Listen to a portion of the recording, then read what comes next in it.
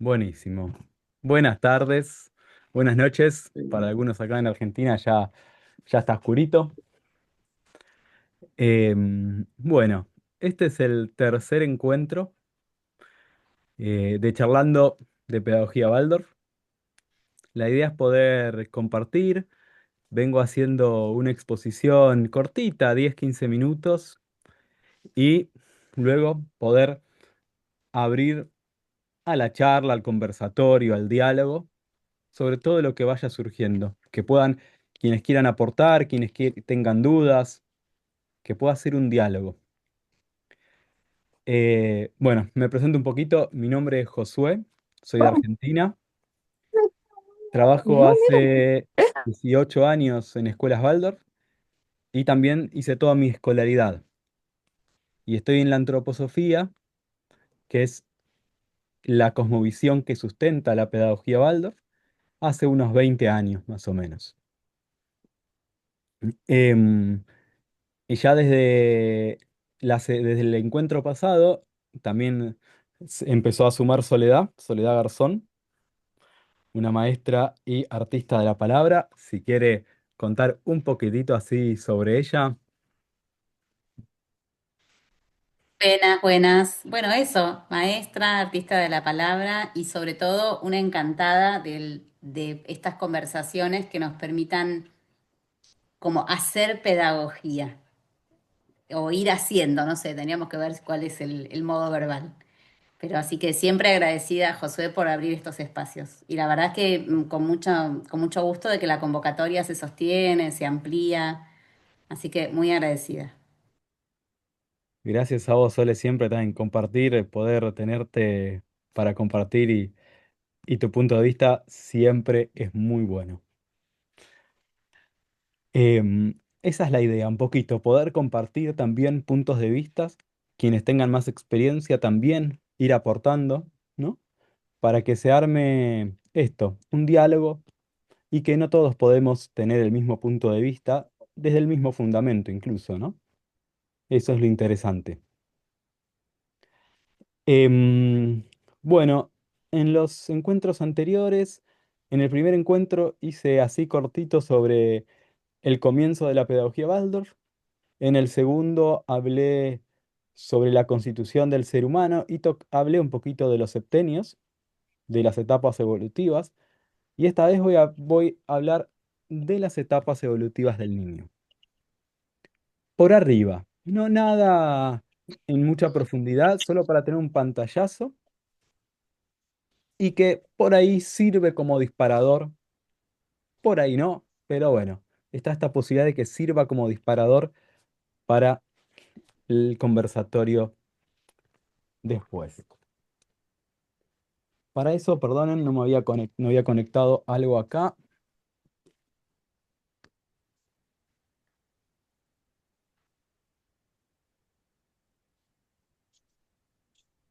A ver, sí, ahí está. Bueno, em, desde la pedagogía Waldorf, desde la antroposofía, hablamos de etapas evolutivas del niño y hay grandes modificaciones cada 7 etapas evolutivas del ser humano en realidad, porque abarcan toda la biografía, pero, y hablamos de cambios significativos cada 7 años. Hay cambios igual en cada momento interno también, ¿no? En esos 7 años no es todo igual, claramente hay un proceso de desarrollo, pero hay como cambios muy significativos cada 7. Y es interesante porque el 7 marca todo lo que es desarrollo y evolución. ¿Mm? En la antroposofía se ve el 7 como todo lo que es desenvolvimiento evolutivo. El número 7 rige la evolución. Después hay otros números que rigen otros aspectos, ¿no? El 2, el 3, el 5, ahí como cada número tiene su cualidad. Pero el 7 es interesante como es este desenvolvimiento en el desarrollo. Y voy a poner una pantalla para compartir, una pizarra.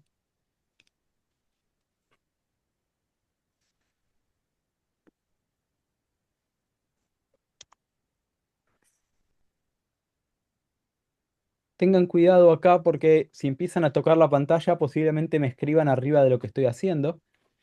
O con el mouse empiezan ahí a tocar, si tienen teléfono con el dedo y si no con el mouse. Nada, simplemente eso que por ahí se...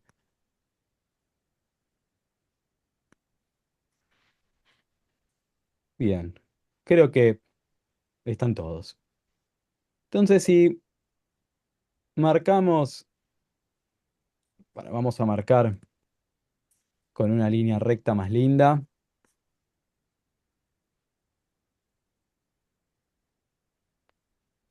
Ahí.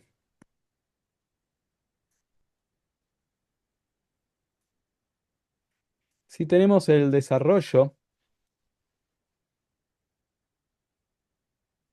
y tenemos un nacimiento y la vida continúa, ¿no? Esto podemos llamar, en matemática, sería una semirrecta, ¿no? Tiene un comienzo, pero no tiene un final. En este caso, la vida terrenal tiene un comienzo, pero acá no vamos a llegar hasta el final de la vida. Vamos a tomar el primer momento, que son los primeros 3 septenios. En,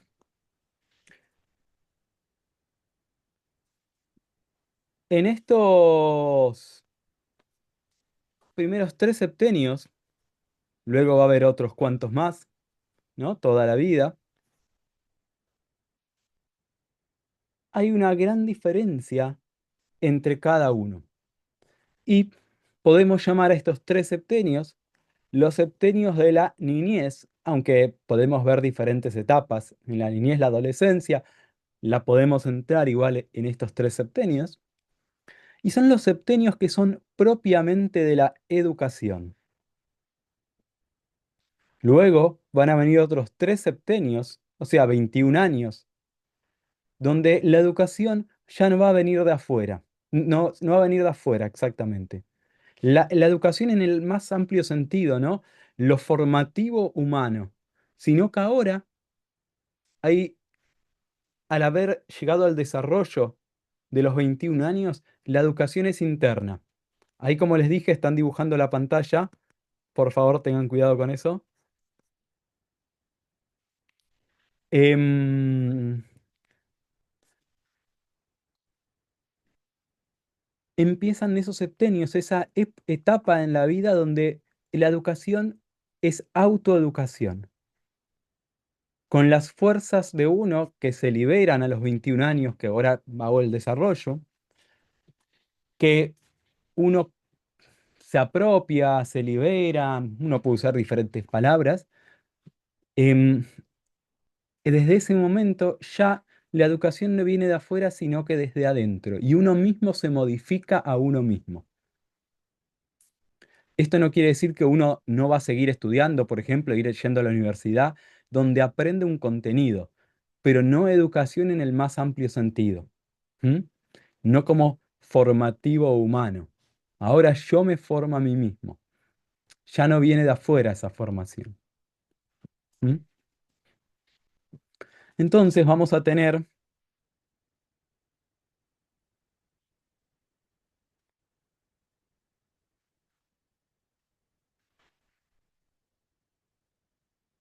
0, 7, 14, 21. ¿M? Tenemos estos 7 años y la forma de educar no va a ser la misma durante estos 7 años. En el primer septenio, durante los primeros 7 años, el principio educativo fundamental es el principio de la imitación.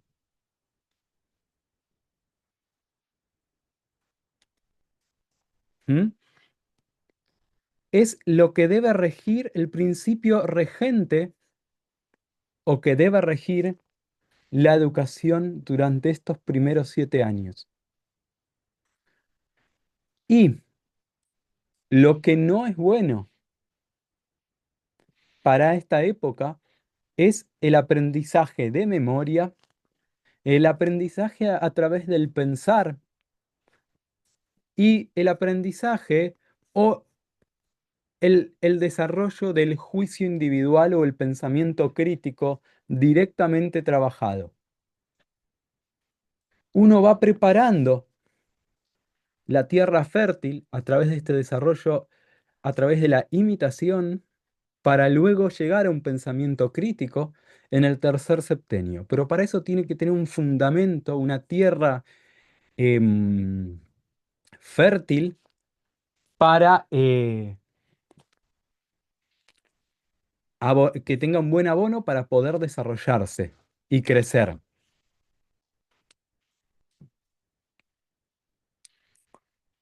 Entonces, el principio fundamental es la imitación. Y entonces, todo lo que nosotros queremos que el niño o la niña haga, vamos a tener que hacerlo nosotros. Y es interesante acá porque no es solo lo que podemos percibir con los sentidos, sino nuestros sentimientos y nuestros pensamientos también van a influir. No de forma que lo percibamos directamente, como si nosotros barremos va a querer barrer también, sino em, de formas sutiles, pero van a actuar igualmente en el niño. En el segundo septenio, el principio educativo va a ser la autoridad.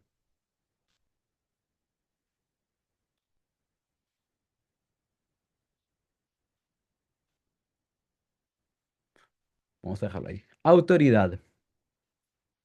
Perdón, la letra está de complicado escribir acá. Autoridad. Entonces, el niño, la niña, en este septenio, cuando la persona adulta, que es autoridad, en este caso si hablamos de la escuela, es el docente, en su casa va a ser su padre, su madre,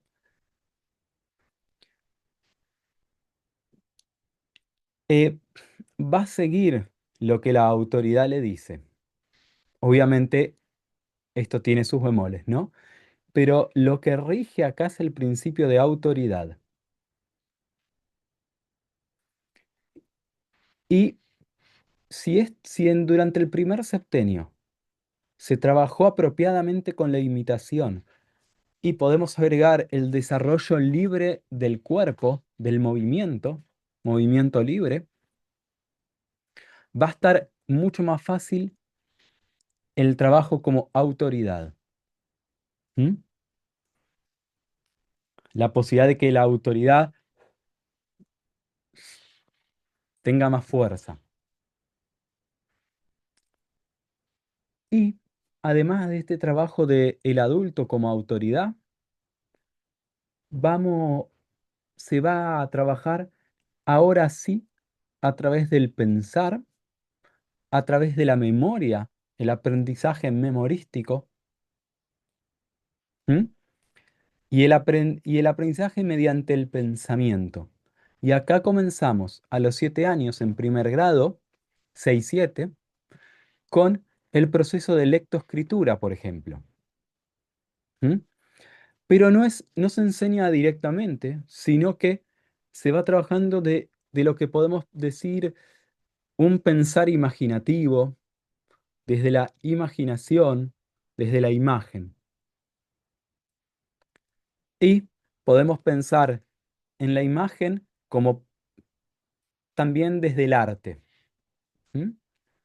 La lectoescritura empieza como, por ejemplo, como se da como en el desarrollo de toda la humanidad, donde empieza del dibujo y luego se va transformando hasta llegar a un grafema, igual que un fonema, ¿no? Se enseña lo mismo, pero claramente no tenemos el tiempo de los miles de años, sino se da bien cortito, pero con esa misma idea. Parte del arte hasta llegar a la escritura y luego a la lectura. Em, y acá lo que no sería correcto sería trabajar a partir del pensamiento crítico. El desarrollo del juicio individual acá no sería lo más correcto.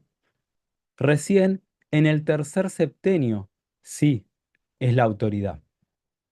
Y acá podemos decir que en el tercer septenio el principio que rige son los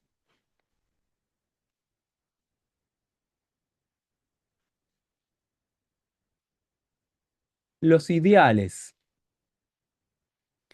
En la secundaria se presentan, se trabaja mucho con las biografías de personas que han tenido, vamos a decir, una vida donde el pensar, el sentir y el hacer estaban en una misma línea, con una coherencia, y despierta en el joven ese querer imitar, pero ahora lo busca porque encuentra en ese ser ideales que lo representan. Y si uno no le presenta ideales de personas que representen ideales humanos altruistas, eso se va para cualquier lado. ¿Mm? Esta época es la época en donde aparecen los ídolos, ¿no? Las bandas de música, gente así donde el joven idealiza y quiere ser como. Y acá sí, el pensamiento crítico se empieza a desarrollar de a poco. Acá sí se trabaja directamente con el pensamiento crítico, porque de esta forma puede discernir, ir, ir viendo qué es lo que él quiere en realidad para su vida cuando ve estos ideales. Y realmente cuando tiene este pensamiento crítico desarrollado, ahí ya puede salir al mundo y puede empezar a educarse a sí mismo. Y el pensamiento crítico no tiene por qué estar en consonancia con el del docente, por ejemplo, ¿no? Porque es más que uno puede pensar, es mejor para mí decirle pensamiento individual o juicio individual. ¿M? No es no es un juicio, un pensamiento crítico que está ligado a una forma de pensar, sino que es realmente individual. Y hay una gran diferencia para mí con lo que generalmente cuando se habla de pensamiento crítico, uno te dice, no, el pensamiento crítico, pero te dicen cómo es que tenés que pensar cuando te hablan de pensamientos críticos. No, pensamiento individual, el juicio propio, realmente es si pensás totalmente diferente que a quien te educa, está perfecto, ¿no? Y uno se tiene que bancar como adulto eso también. Es un temón, pero es un esfuerzo aguantarse eso de que por ahí tenga un pensamiento completamente diferente a uno. Bien, voy a dejar de compartir.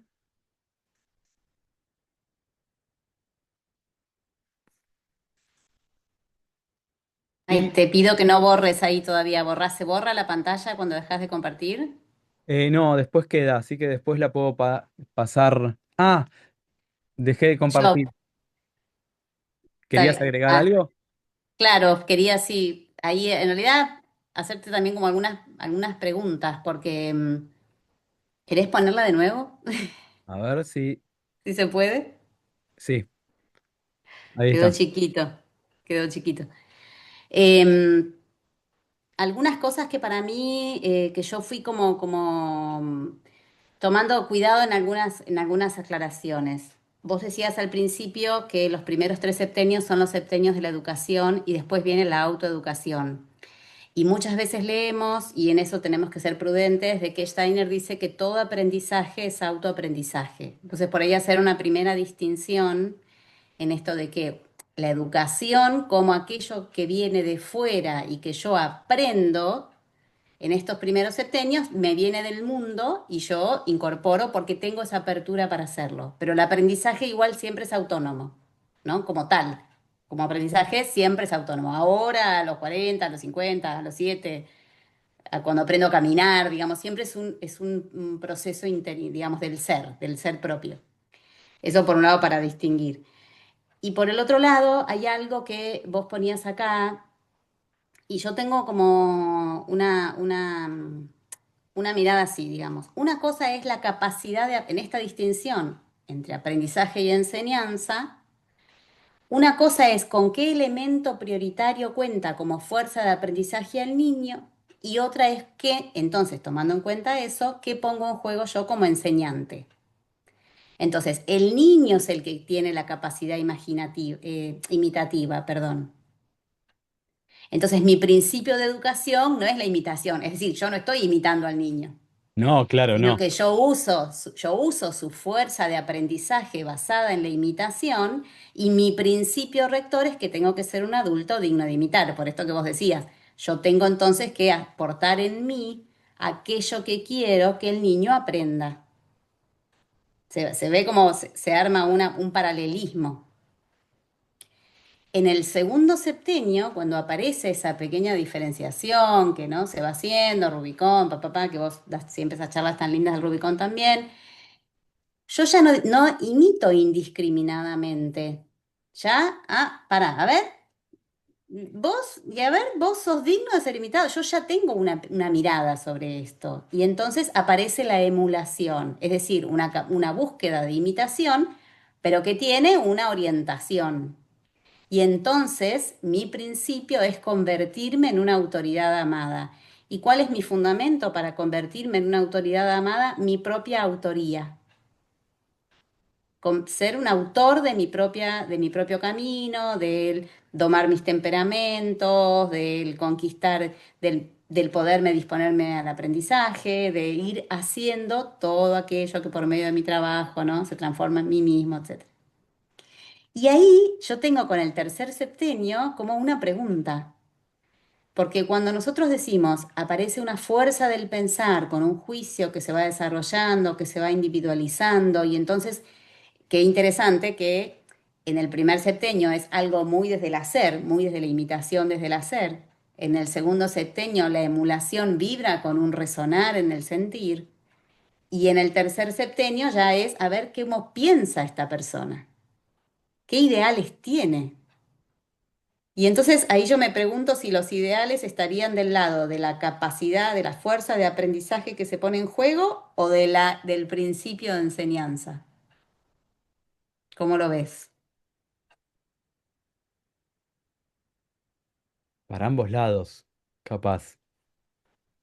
Como que yo tengo, o sea, los jóvenes buscan personas que piensen y que tengan ideales porque ellos están vibrando en el pensamiento, pero también es interesante cómo los jóvenes también tienen esta mirada que vos decías también de tu pensar coherente. ¿Viste esos debates? No, porque vos dijiste y antes de eso dijiste y después la otra vez, el otro día vos dijiste y no es, y hay no sé si es tanto en ese pensar, hacer sentir, sino que hay como una búsqueda así del debate deportivo, ¿no? Del debate, como esa fundamentación de la fundamentación, ¿no? Porque el aire, ¿no? Si es libre y entonces yo puedo y todas esas argumentaciones que vienen cuando tenemos que poner algún límite, por ejemplo.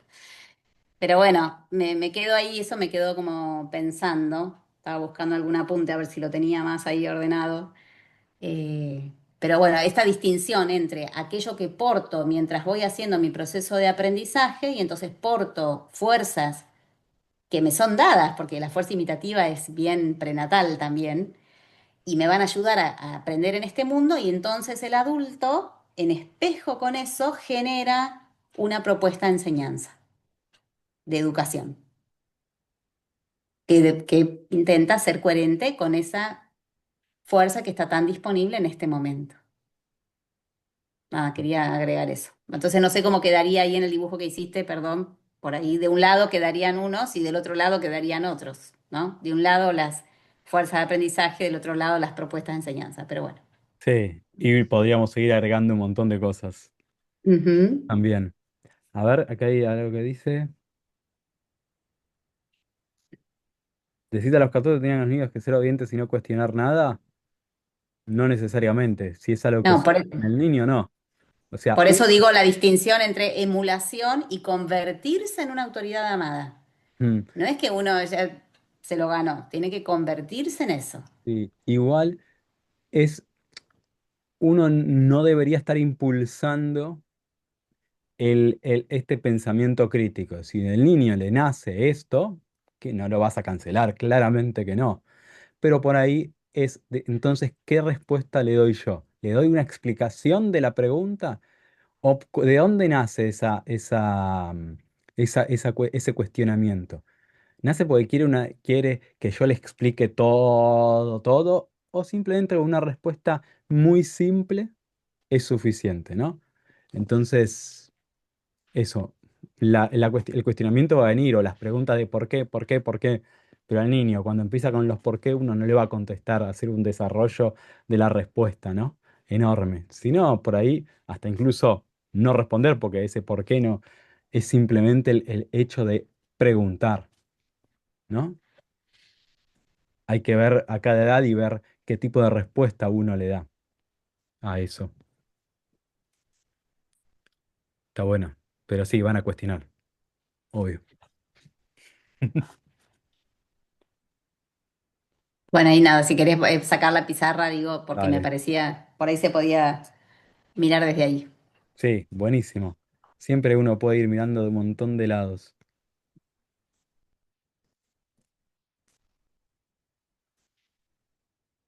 72 somos. Muy bien. Si quieren prender las cámaras, así nos podemos ver. Quienes puedan, les agradezco. ¿Sabés qué, Josu? También por ahí es interesante, y tomando un poco la pregunta que trae Verónica, Mm, hay otra conferencia que creo que es la educación como cuestión social, vos sos más prolijo con las citas, en donde se habla de esto que vos distrajiste, de un cuerpo que se mueve libremente, se hace esa hilación de un cuerpo que se mueve libremente, va a dar lugar a poder aceptar o dejarse guiar por una autoridad amada y después poder también tomar algunos aspectos de lo macro, ¿no? De la sociedad como tal. Y entonces también ahí aparece algo re interesante que es esta famosa frase de una educación para la libertad. exacto. No es en libertad, sino para. Puede ser que sea ahí. Yo ahora tampoco me acuerdo dónde está. Pero es fundante ese movimiento libre. Y es también fundante esa autoridad amada, porque se da como en esa doble situación, en donde yo puedo dejarme guiar también digamos, confiar en esa guía, que esa confianza que se construyó en el primer septenio, puede ahora ser vertida en ese adulto que me está contando algo un poco más, porque en el fondo lo que nosotros trabajamos en la escuela son como los grandes acuerdos sociales históricos, ¿no? Los grandes, digamos, convenios, y estamos contando un poquito de qué va la cosa, ¿no? Acá se escribe así, usamos estas letras, tenemos estos números, hacemos esto. Pero eso requiere también de niños que puedan confiar y entregarse a ese adulto que les está contando. Mm. Y pensando en esto de la imitación y cómo se modifica. En realidad, en los primeros grados de la primaria, la imitación es algo mucho más dado que a partir de tercero o cuarto, que esto, que es lo que vos decías, ¿no? Ahí está el cambio, en cómo ya no es dada la autoridad a partir del Rubicón. Al principio de los primeros años es dada. El niño está ahí siempre, uno dice algo, está con los ojos abiertos ahí, ¿no? Si está, si ha tenido una vida social en ciertos marcos, ¿no? Puede ser que haya tenido procesos en los que eso no se haya dado no haya generado esa posibilidad también.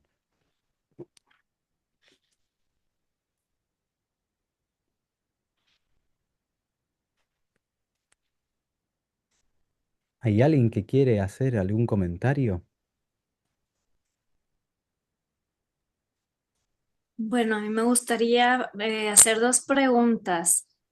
Si el Rubicón, bueno, si estas etapas que dicen aplica para, digamos, de manera global, para cualquier país, para cualquier situación, y también si el Rubicón tiene que comenzar a cierta edad, por ejemplo, a los 9 años.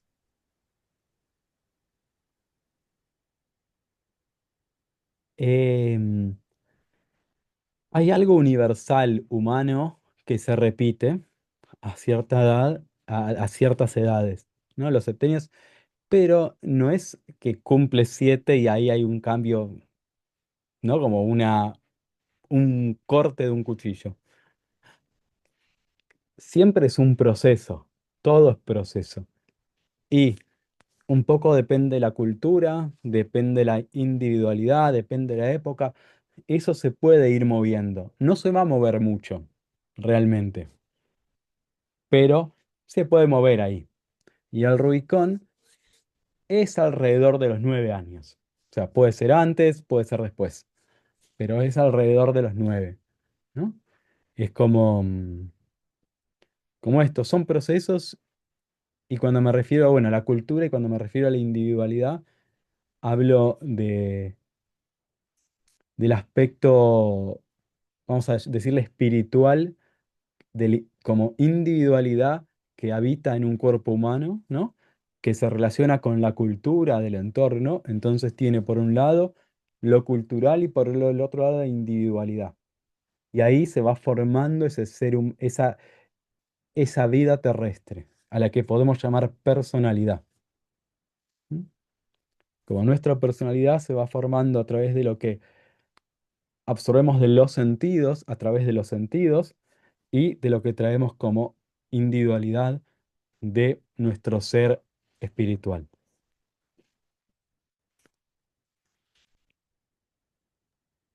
¿Cómo estás? Yo, escuchando un poco esta descripción que haces, por ahí me pregunto qué pasaría con un niño o niña que tiene otros tiempos, ¿no? Que hablamos de tiempos también, por ejemplo, que tiene un espectro autista o con otro tipo de condición.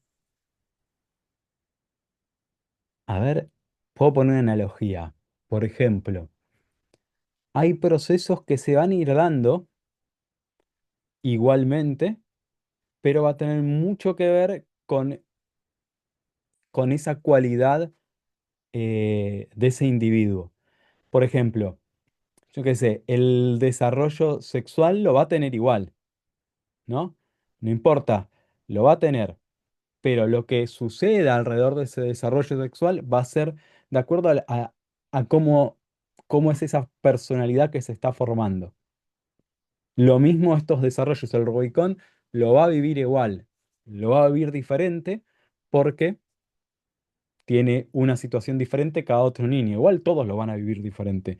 Ninguno lo va a vivir igual, en realidad.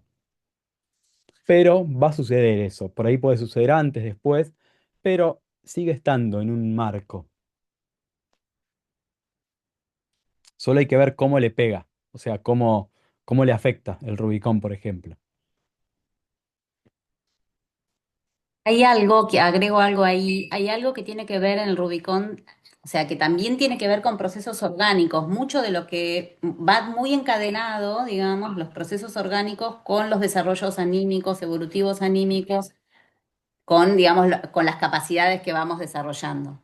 Entonces, digamos, también es cómo son esos pequeños anclajes orgánicos que se van dando en el proceso. Y cuando nosotros hablamos, por lo menos mi sensación, cuando he trabajado con niños con necesidades, con desafíos diferentes o con necesidades especiales, es como ese aspecto de lo espiritual o ese aspecto de lo anímico cómo vincula con el aspecto de lo físico, ¿no? Steiner dice que tenemos que hacer esta unión de estos dos elementos, lo anímico espiritual con lo físico corpóreo. Y ahí hay algo que es un proceso súper único de cada uno. Y entonces uno de esos momentos donde eso se da es el Rubicón. Creo que a veces los procesos se dan en otros, como en otros niveles y en otras observaciones. Y entonces lo que no es lo clásico, no pasa lo que todos decimos que pasa cuando sucede el Rubicón, pero se ve alguna modificación de otro proceso, de otra índole. Y entonces también podemos decir, hay un proceso que se está dando. No sé si es muy claro lo que estoy diciendo, pero digo, es como arquetípicamente los procesos se van a dar igual, hay que ver en dónde se están dando y cómo se están manifestando. Y también está nuestra mirada, por ejemplo, cuando nosotros con la narrativa acompañamos un proceso anímico como el del Rubicón, más allá de la condición, de la capacidad, la narrativa es la misma, porque está dirigida hacia un aspecto que en general siempre está en salud, digamos, ¿no? Entonces va para ahí. Es como a veces hay situaciones de niños que, por ejemplo, no hablan o no tienen otras formas de comunicación y tienen esta edad y uno observa y dice, vamos a contar el Antiguo Testamento. Vamos a dar esas grandes imágenes, más allá de lo que uno pueda ver como de evoluciones, digamos, ¿no? Hago una aclaración, cuando hablamos de narrativa, eh, siempre se da en cada año, cada grado, se cuentan o historias o hay mitología, historia, todos los días un poco. Esa es la narrativa y acompaña estos procesos en los que el niño está viviendo. Eso por las dudas, por si había alguien que no sabía a qué se refería Soledad con eso.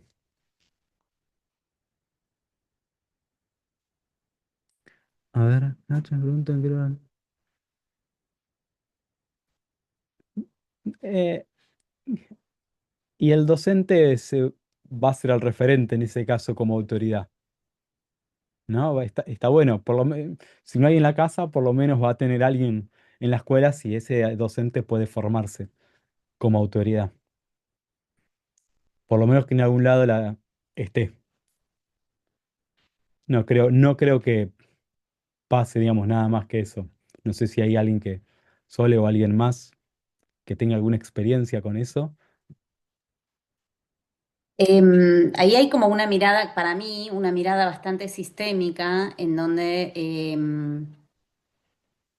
como lo que sucede en los primeros educadores, que son los padres, va a tener por supuesto, una influencia enorme. Y nosotros a veces es como podemos sentir, sobre todo cuando estamos trabajando con comunidades muy vulneradas o algo así, qué sentido tiene que yo venga hoy una hermosa maestra. Daba un ejemplo, trabajaba en un jardín con comunidades muy vulneradas y si yo hacía un cuento de mesa y parecía que era ridículo hacer un cuento de mesa así con todo cuidado cuando había tantas necesidades básicas insatisfechas.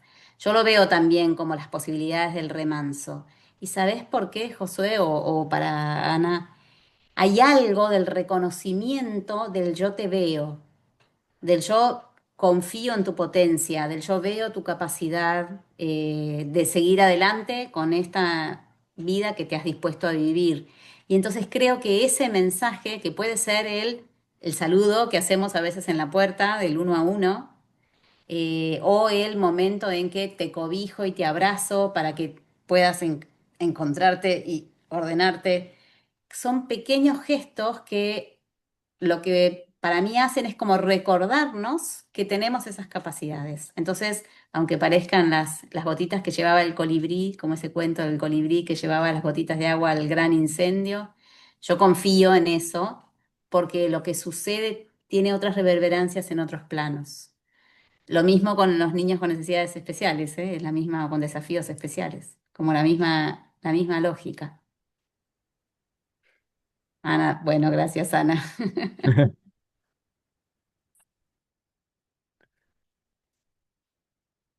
Em, Acá una novela de 8 9 10 años, yo te puse Ronja, 9 8 9 yo te puse Ronja para 9 10 Florencia. Ronia, en realidad se pronuncia. Em, Está buenísimo para el momento del Rubicón. Listo, Ronja lo haces el año que viene en cuarto. Ay, ¿cómo se llama? Sole, vos capaz te acordás una que está buena que usábamos. Ay, No hay un cuento muy bonito que es como para un segundo o tercero, en donde está todo ese momento de la picardía, que es El secreto de Elena, de sí. Michael Ende, muy bonito también. El, Eh, y, el del y también el maquinista. desafío, perdón, El del maquinista. Lucas, amo, Michael Ende también, Jim Botón Sí. y Lucas el Ese. maquinista. Gracias, ahí está. Ese que. Ahora los anoto yo acá en el chat para que los tengan. Son los tanto Jim Botón y Lucas el Maquinista, que es como muy divertido para segundo, y Jim Botón y los 13 Salvajes, que es la segunda parte, en donde el protagonista va a buscar su origen, que es un cuento para mí muy bonito también para contar en tercero.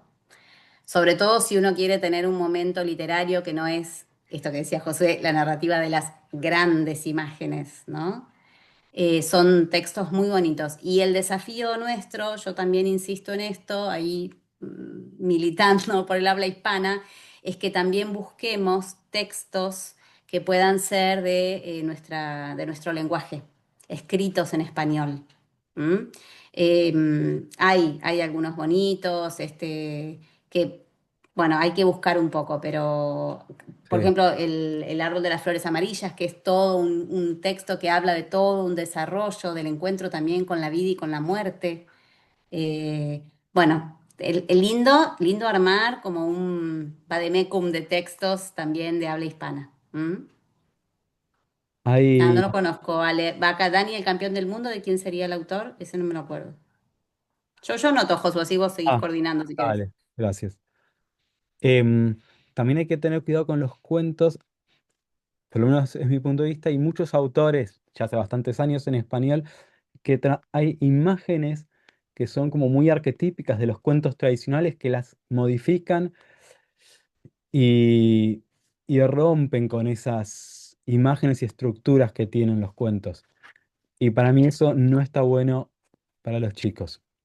Para un adulto o alguien del tercer septenio, donde sea algo más esta lógica de ir rompiendo todo, va. Pero para un niño pequeño, donde necesita ciertas imágenes que tienen que estar bien armadas y son arquetípicas, no está bueno. Y en esta hay algunos argentinos que hacen mucho, tienen cuentos que por ahí están muy buenos, pero otros que rompen, por ejemplo, Caperucita Roja, donde el lobo es el bueno en realidad, y Caperucita Roja la mala. Es re divertido el cuento, está buenísimo. Para un adulto está bárbaro, pero para un niño no, ¿no? Después hay otros del mismo autor que sí, que están buenos también, pero siempre hay como que tener ese cuidado cómo le va a dar al alma del niño, cómo le va a llegarle, qué imágenes uno le quiere dar. Se va escribiendo un montón y es difícil seguirlo. Tenemos acá otra pregunta acerca de textos para una niña de 13 años. Bueno, ahí ya tenemos las biografías, ¿no? También, Mm, si está con el juicio a flor de piel, por ahí un poco más de historia de Roma o algo que tenga que ver con el orden de la palabra, ¿no? mm, Eh, pero también hay un momento en donde vuelven de alguna forma esos cuentos de hadas de la mano de los romances, ¿no? Como de las épicas, ¿no? De Odiseo, de los caballeros de la mesa redonda, digamos, que son esas búsquedas, ¿no? O los cuentos del Grial, ¿no? Que son esas búsquedas que salen al mundo a confrontarse con un montón de desafíos y que igual también van llegando al final a la sabiduría, en el fondo, ¿no? Al encuentro, la calma. Allí también hay cosas bien interesantes. mm. Ahí para mí Momo está buenísima, también a esa edad, donde 12 13 también de Michael Ende, buah, estamos. A full con Michael Ende, ex alumno Mijael, Baldor, dice Mijael o Michael, en realidad, Mijael creo que es. No es Michael, es Mijael. Está muy bueno. Y hay uno súper interesante también, que tiene que ver un poco, está esa parte oscura de alguna forma. Para un poquito después, incluso también. em, Ay, que son unos ¿La historia jóvenes. interminable? Bueno, Estoy Interminable para mí para un poquito más porque es como, es densa, o sea, conceptualmente densa, de la nada y todo eso, ¿no? Que trabaja es como, uff, fuerte. No, pero uno, a ver, ya me va a salir. El que es, Harry Potter está basado básicamente, la historia repite. ¿Crónicas de Narnia? No, bueno, Narnia está muy bueno también. Pero no, ese que es un mago también que está estudiando en una escuela de magia y hace un hechizo prohibido y se crea una sombra que lo persigue. Y finalmente él corre, corre hasta que finalmente se da cuenta que tiene que dar vuelta, abrazarlo y que la sombra es su propia sombra y cuando la acepta, la sombra desaparece. Pero no me sale el nombre ahora, ya me va a salir. Bueno, con esa misma lógica, Graciela Montes escribe Tengo un monstruo en el bolsillo, muy bonito. Ujú. Por ahí Eh, para no irnos solamente en la cuestión de recomendar títulos, porque digo, también tiene que ver con lo que uno ha leído. Por supuesto, recomendar que leamos, leamos, leamos, busquemos, ¿no? Ahora hay tantas cosas en PDF que ni hace falta comprar todos los libros, uno puede mirar por ahí. Y, y este tema de la imagen y la potencia que tiene la imagen, y por eso requiere un cuidado. Y por eso también es interesante cómo, qué imágenes, con qué imágenes nos desafiamos, ¿no? Incluso cada uno de nosotros puede recordar tal vez un libro que leyó y que lo dejó muy impactado y que lo dejó muy movilizado. Y entonces, bueno, valorar ahí, ponderar ese poder de la imagen y encontrar imágenes. Es también fruto de la observación. Es como qué imagen será más adecuada. Tal vez tiene que partir también de esta observación de qué es lo que está vibrando, qué es lo que estaría necesitando, por qué lado puede ir. Porque acá hay una pregunta sobre para una niña de 2 años y 6 meses que le encanta que le lean cuentos, que les recomiendan para su edad. Y yo diría, Lorena, si te animás a inventarlos, para mí sería lo más lindo esos cuentos inventados que son muy chiquititos, que, que hay un pajarito y entonces hizo algo y así como incluso con algún apoyo visual del movimiento de manos o algo como que siempre es el mismo y siempre se repite, o si ya está un poquito más grande, esos cuentos de repetición. Esos cuentos de que vino la gallinita y quería plantar un grano de trigo y todos los animales de la granja decían y entonces después iba a otro lado y hacía, o pasaba como el cuento de, hoy nos contaba Ignacia, el cuento de la gran zanahoria, no sé si lo conocen, o del nabo gigante, que vino el abuelo y tiraba y no se salía, después vino la abuela y agarró al abuelo y tiraban y tampoco se salía. Y son cuentos que van sumando, que son acumulativos, ¿no? Para esa edad. Y algo, esto en los pequeños también, estos cuentitos, esto del pajarito y esto, cosas que pueden suceder en la vida cotidiana, digamos. Cosas de, va una nena caminando y se encuentra con un perrito en la calle y el perrito le hace wow, wow, wow y lo acaricia, ese tipo de cosas simples que le podrían pasar al niño o a la niña, digamos, tranquilamente. Así, bien simple. Ah, dice Lorena que va a usar su profesión de diseño para ayudar. Bueno, muy bien. Y Lorena, Buenísimo. si te animás a narrarlo y si podés narrarlo y vos imaginarte lo que estás contando, vas a ver que eso es repoderoso. Y si lo que necesitas es un libro de soporte, también es lindo que las imágenes sean lo más despojadas posibles, como muy sencillas, sin sobrecarga, sin nada, que en todo caso el que lee le agregue como su propia cosecha, que sea lo suficientemente despojado como para que con dos o tres cositas aparezca ahí todo lo que, incluso en tu narrar, vos le vas como agregando, ¿no? Supongamos que era un árbol y un pajarito y era un árbol tan fresco y cosas que no vas a poder poner en el libro, con un perfume tan de primavera o algo así, ¿no? Como con un perfume tan, estaba mojadito por la lluvia. Entonces eso hace que se enriquezca, aun cuando vos lo único que tenés ahí es una imagen muy sencillita de un árbol. Qué linda.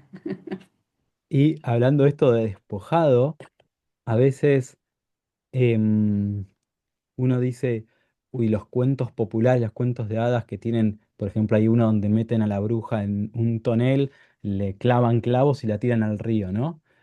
O dice, "Oh, es tremendo". Bueno, pero cómo lo cuento? Si yo lo estoy contando con una animosidad, esto, digamos, las imágenes internas que uno se genera, o la forma en que lo dice, por ejemplo, la bruja mala y hace todo el gesto de lo malo, le va a llegar al niño una imagen mucho más fuerte de si uno lo cuenta neutro, ¿no?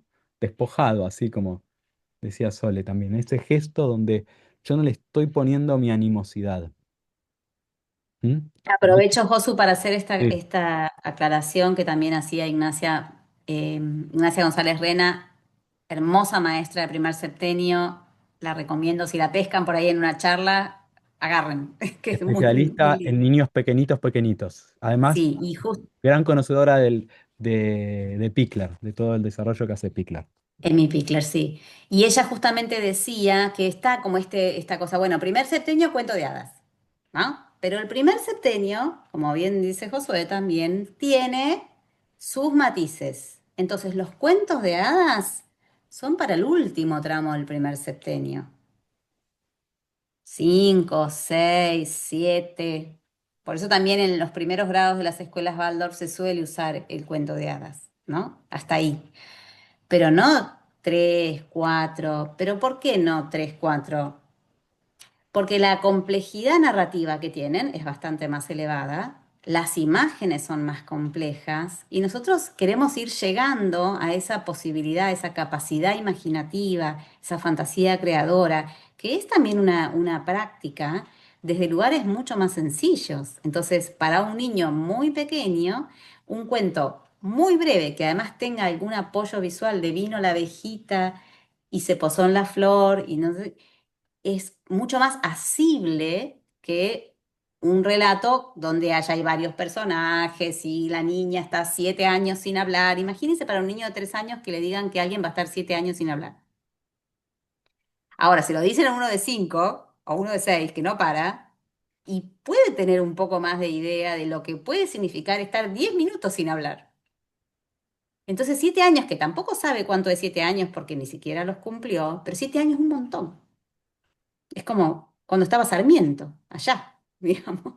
Entonces, esas dimensiones se construyen. Entonces, bueno, de a poquito, ir haciendo también estos pequeños relatos, estos cuentos mecidos, digamos, ¿no? Para los más pequeños, como que también hay algo de que el cuento se percibe en lo corporal. Y después va a venir el cuento de hadas, un poquito más adelante. ¿Y qué cuento de hadas también?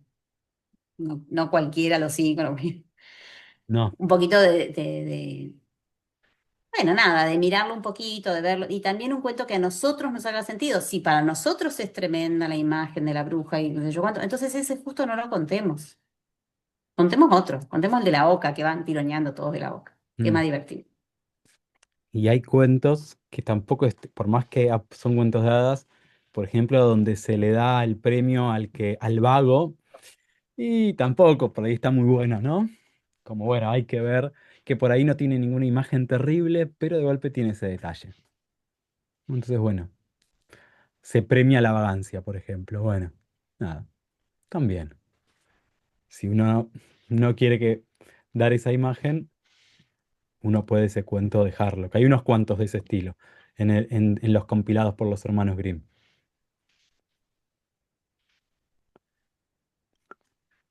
Harry Potter.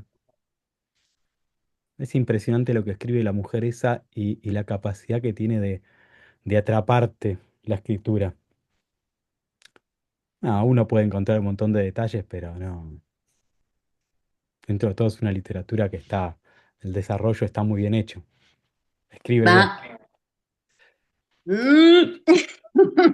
Sí, o sea, por eso, uno puede encontrar un montón de cuestiones, pero hay libros mucho peores. No, por supuesto. A mí me parece que digamos que si hay que favorecer la lectura y está Harry Potter, fantástico. Son un montón de volúmenes. Mis hijos se lo leyeron todos. Una de las dos se lo leyó después en inglés porque quería aprender en inglés. Está buenísimo. Como calidad literaria, hay mejores. Pero la verdad es que a veces también es como, bueno, esta negociación. A mí me parecía más interesante que primero leyeran las Crónicas de Narnia, que tiene también una idea de un mundo fantástico, pero tiene una calidad literaria mejor que Harry Potter. Eso lo vemos cuando nosotros miramos un texto. Harry Potter responde a nuestra época. Es un texto armado en base de acciones sucesivas veloces. Mm, Crónicas de Narnia tiene una capacidad descriptiva mayor y nos lleva a una construcción mayor de imágenes interiores, ¿no? Entonces, cuando yo tengo que hacer florecer mi capacidad imaginativa, me viene mejor un texto más descriptivo. Ahora, si yo quiero darle marcha, entonces, bueno, Harry Potter. sí, De todos modos, a los post-Rubicon. 14 años ellos eligen y para mí eso también es importante. Que Mm. elijan leer para mí está buenísimo. Y si eligen Harry Potter, Yo no se los daría antes de los 9 años igual, por ejemplo. Post-Rubicon sería... ujú, Mm.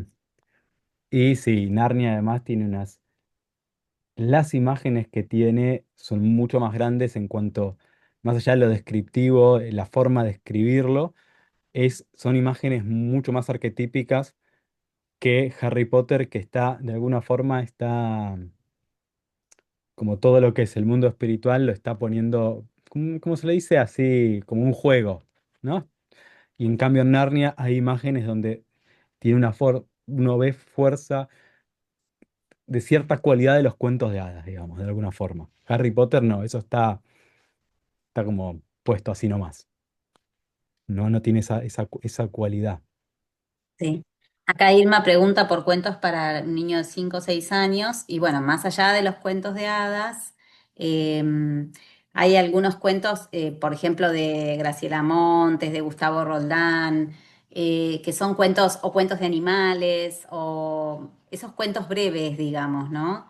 Que son sencillos, son de cosas que pasan todos los días que que pueden ser interesantes si uno quiere salirse del cuento de hadas, ¿no? Mm, Eh, Creo que lo importante cuando nosotros miramos un texto como para tener algún criterio puede ser con la complejidad, puede ser la riqueza del lenguaje que usa, la riqueza de las imágenes que nos trae, cuánto nos permite movernos por dentro o cuánto medio nos deja como más congelados o es más árido, en el sentido de que no promueve mucha, como muy lineal. Pero la verdad es que las invito, anímense a inventar cuentos. Esto que decía Josué, había una vez una niña que caminaba en la vereda y se encontró abajo de una baldosa un bicho bolita. Y con eso solo tienen una historia. Y Army, las peripecias del bicho bolita. Y si además, cuando son un poco más grandes, tipo 8 9 algún caminante, a mis hijos les encantaba cuando el papá les inventaba las historias del pirata, no era Sandokan, pero era uno parecido, que tenía un nombre así que sonara para pirata, y le pasaban las cosas más inverosímiles, por supuesto, al pirata, porque se iba en un barco y llegaba a un lugar donde pasaba esto y él tenía que resolver tal misterio, o el barco no sé, qué sé yo, le crecían algas adentro del barco y entonces cómo hacían, o un día no había viento y entonces el barco no avanzaba. Y realmente uno si se anima en eso de lo creativo, de ponerse a contar, primero que a los chicos les encanta, porque uno se conecta con esa vena creativa y con esa capacidad imaginativa, y sobre todo porque nos conectamos con ellos, nos conectamos con eso que está pasando en ese momento. A veces cuando nos sentamos a leer un cuento, puede pasarnos porque estamos cansados, porque nada, qué sé yo cuánto, que bueno, lo leemos el cuentito. Bueno, papá, papá, papá, chau. Y en realidad lo que quiero es que ya está, que termine el día y ya te leí el cuento y a dormir. Por eso nos mata cuando nos dicen otra vez, ¿no? Pero si nos animamos a inventar algo y podemos terminar con eso que a mí me encanta terminar, y bueno, y lo que pasó después lo vamos a saber mañana. Y entonces cerramos ahí esa parte de la historia y ahora lo vamos a saber mañana y hay que esperar hasta mañana. Creamos una sensación de proceso, bueno, son un montón de cosas. Así Mm. que anímense a inventar un poco. A veces pueden quedar un poco sosos, pero van a ver que van tomando práctica y salen cosas muy lindas y son los cuentos que después ellos no se olvidan. Y siempre puede haber un nuevo capítulo, son infinitos. Y al inventarlo uno está procesando esas imágenes internamente. Si uno las lee, por ahí esas imágenes internas no se terminan de formar, sobre todo si está cansado, como recién decía Sole, pero si uno va creando, hay una fuerza de voluntad interna puesta en esa creación de imágenes. Entonces, y eso llega mucho más al niño, ¿no? Porque en realidad más allá de lo que decimos es también, se está en educamos de corazón a corazón, ¿no? Entonces, cómo yo me voy generando internamente esas imágenes que voy narrando. Y no es lo mismo que leerlas, porque mismo al narrar, aunque no sea inventado, al narrarlo, uno va teniendo que ir creando esas imágenes internamente, ¿no? Uno puede leer en automático, uno también puede leer creándose esas imágenes, pero al narrarlo es casi obligatorio hacerlo. Al leer, uno, sobre todo si está cansado, pues va esto, lee, simplemente lee y no está, no sabe lo que está leyendo a veces. No sé si les pasó, ¿no? Pero estar leyendo, mismo para leer para uno y tener que volver a leerlo porque lo leí, pero no sé qué leí, ¿no? Y volver a leer el párrafo 2 o 3 veces, que no entendí, no sé qué leí. Y había algo acá que a mí perdón, voy a cambiar un poquito acá porque había libro álbum y audiolibros. Yo tengo, bueno, con el audiolibro es, es una grabación. Hay que ver qué libro, es medio frío, no hay un ser humano directo que esté interviniendo. Podemos ver, a ver sobre la calidez, la diferencia entre narrar y escuchar algo grabado, o mismo no es lo mismo escuchar una banda en vivo que escuchar la banda grabada, ¿no? Genera algo diferente en la interioridad de uno cuando pasa eso, cuando uno escucha una grabación o lo escucha en vivo. Y después el libro álbum, que en realidad el libro álbum el texto no se entiende si no hay una imagen. Y ahí uno podría pensar que en realidad lo que estamos queriendo es que se generen imágenes internas y no imágenes que entren por los ojos, imágenes visuales. Son muy lindos, a mí me encantan los libros álbum para mí, pero otra vez, no se lo daría a un niño, pequeño al menos, porque cuando uno narra, el niño se va otra vez por su propia fuerza de voluntad, va generando imágenes internas, ¿no? Y entonces el personaje se lo va a imaginar de una forma muy diferente que a otro niño. Pero si uno le va dando las imágenes visuales, lo visual no tiene filtro, entra directo. Y entonces, al entrar directo, queda esa imagen. De alguna forma no sé si alguna vez leyeron una novela, algo de literatura y después vieron la película, que los personajes como yo me los imaginaba, que de hecho hasta pueden ser cambiantes de acuerdo a mi estado anímico, como yo estoy, cómo me siento, los personajes pueden ir cambiando, pero a partir de ver la película, el, el personaje es el actor. O sea, es muy difícil volver a generar una imagen interna propia, tener la propia imaginación, ¿no? Si no es como que esa imagen externa mata la imaginación. Hay una autora estadounidense que habla sobre la diferencia entre imaginación y fantasía. No es la misma, Steiner hace una diferencia, no es la misma que hace, está usando los mismos términos para, pero de forma diferente que Steiner, ¿no? La imaginación como esas imágenes internas creadas por la voluntad de uno, y la fantasía, la imagen que viene de afuera, que en realidad fue imaginación de otro, ¿no? Pero entonces no me ayuda ese desarrollo de la fantasía interna. Ahora no me acuerdo el nombre de la autora, pero vino a Argentina una o dos veces, creo, y tiene unos libros muy interesantes. Uno es narrar historias Nancy Mellon. Nancy Mellon, gracias. Nancy Mm. Mellon. Muy lindo. Ella tiene ese libro que es Narrar historias o el arte de imaginar, Ese. que ahora lo pongo acá, que es muy bonito para despertar esa beta, esa capacidad de crear cuentos. Mm, Está buenísimo. Bueno, y otro eh, eh, que da herramientas para crear cuentos, pero terapéuticos o también se dice cuento sugerente, Sanadores, sí. sanadores, es, tampoco me acuerdo la autora, ¿te la acordás? Sally Goddard, ¿no es? No me acuerdo. Bueno, pero Sí, es son cuentos cuentos sanadores. sanadores. Hay dos libros traducidos al español que tienen diferentes cuentos para diferentes situaciones y además te da lineamientos para crear el propio cuento para la diferente situación que uno quiere abordar. Y en este caso está apuntado a algo terapéutico pedagógico, por ejemplo, ¿no? Bien apuntado. Súper interesante eso también, como uno puede trabajar cosas que le han sucedido al niño a partir de cuentos, de imágenes. Susan Perrow, Eruque. Esa, esa. Ahí lo puso Nancy también. Buenísimo. Eh, quiero, no quiero dejar pasar una pregunta que retomó Anto, Sí, esta de la eh, divergencia. acerca de la neurodivergencia y el abordaje de esta pedagogía. Em, Hay algo que para mí es bien interesante, que es un poco esto que hablábamos al principio, ¿no? De qué entendemos por desarrollo y dónde ponemos el foco y en este sentido, cómo nos vinculamos como seres humanos más allá de nuestras capacidades. Eso por un lado. Entonces, por ejemplo, en un aula en donde hay niños con neurodivergencia, por ejemplo, la narrativa, esto que estas grandes imágenes, qué sé yo cuánto, sería la misma. No habría una diferencia.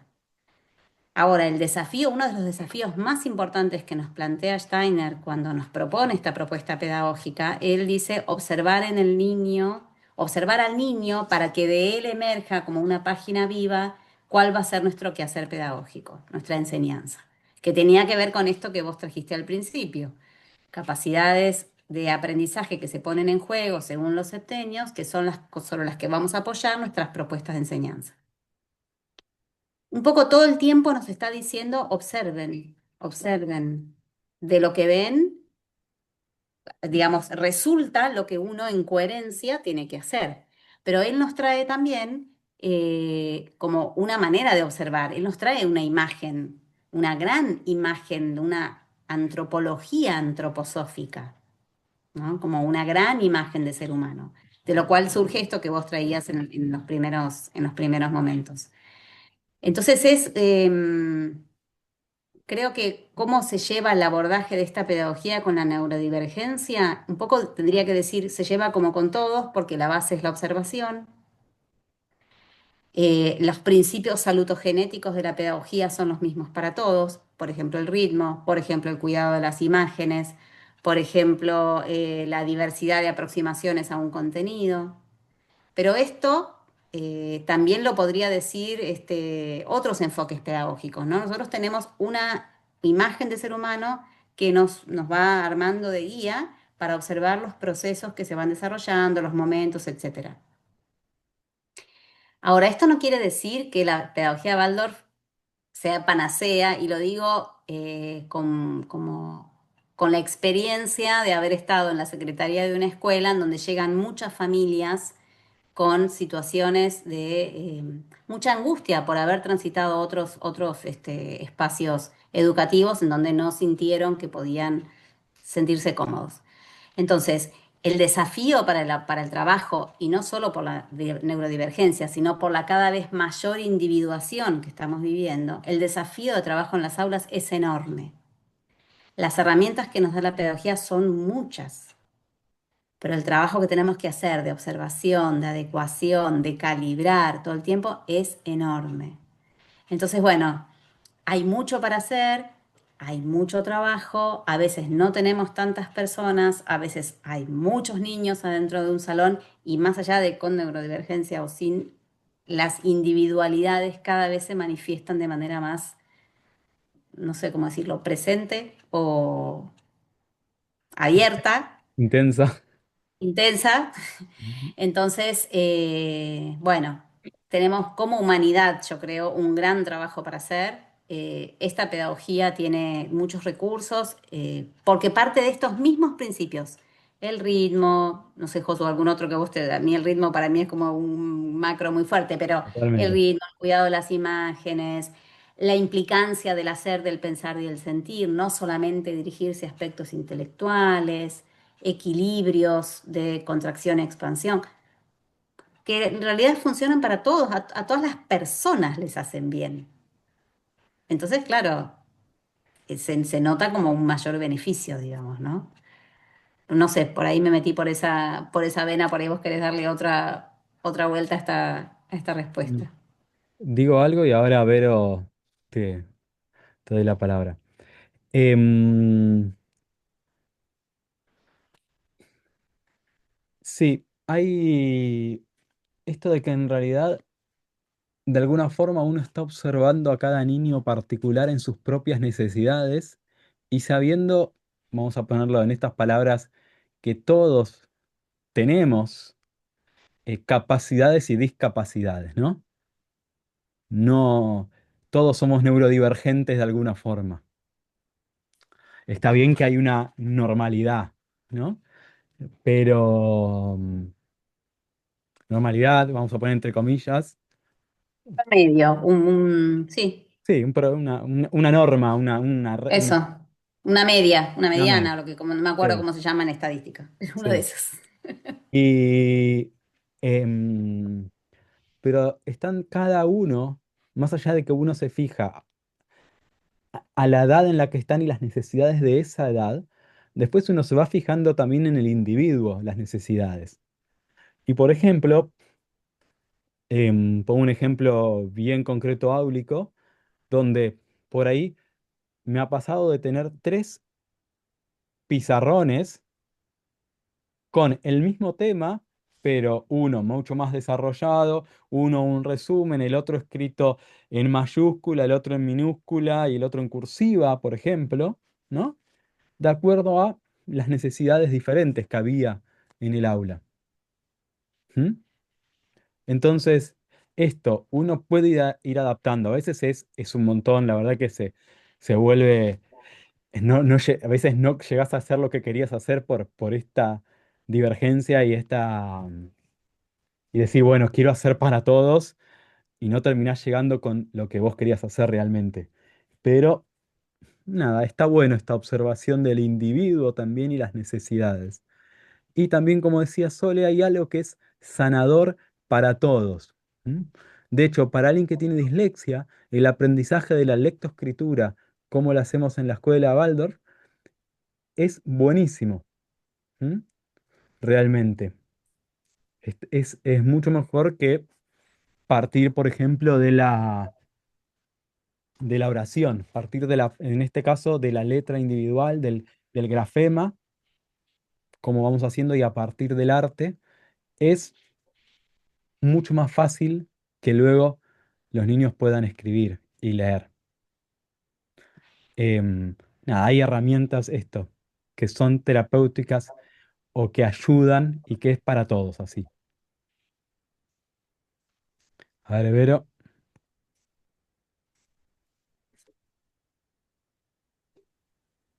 Hola. Me quedé con la palabra individualidad y que cada vez somos más individuales, pero la realidad es que no. O sea, siempre hemos sido así.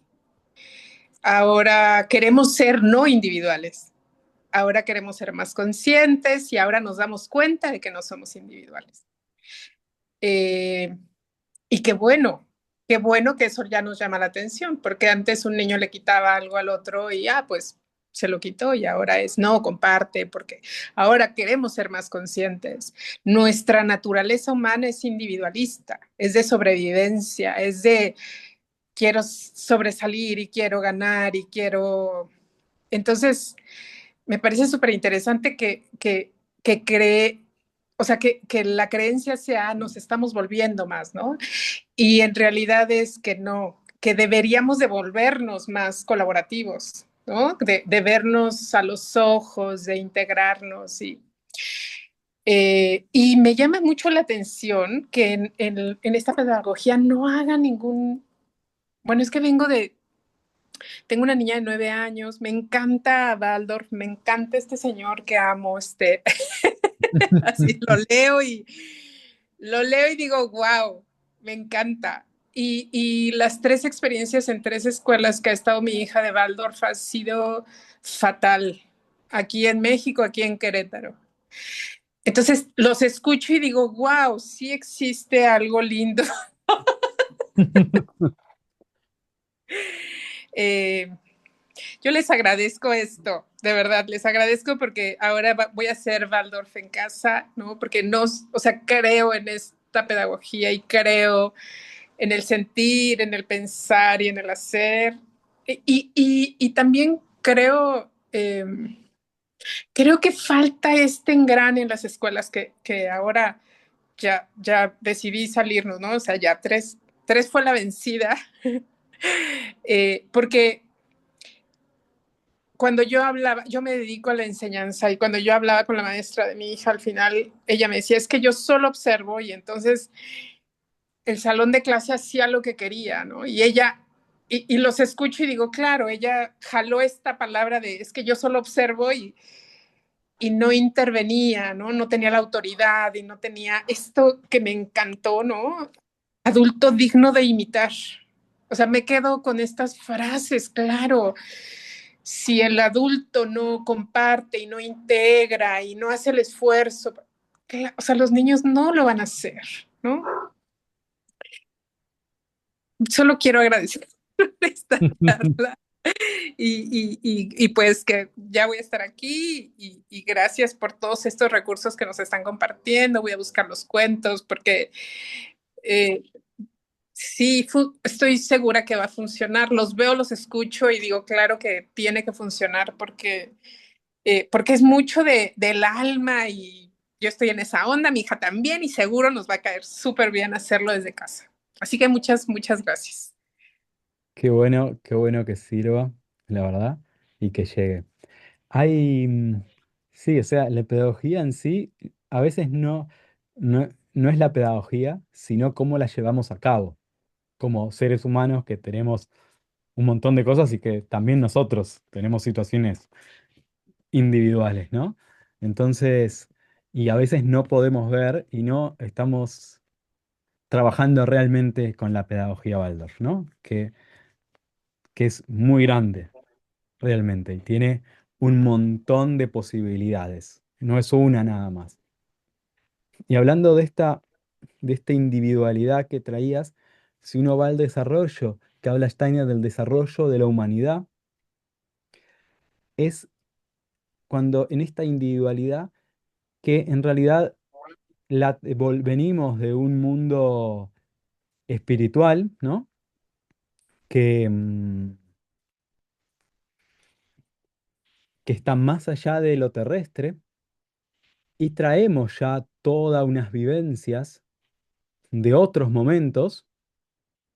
Entonces, cómo eso se expresa y cada vez se fue expresando y más ahora con más fuerza eso que traemos de antes. ¿M? Eso es como la individualidad, donde hay más conciencia también de uno.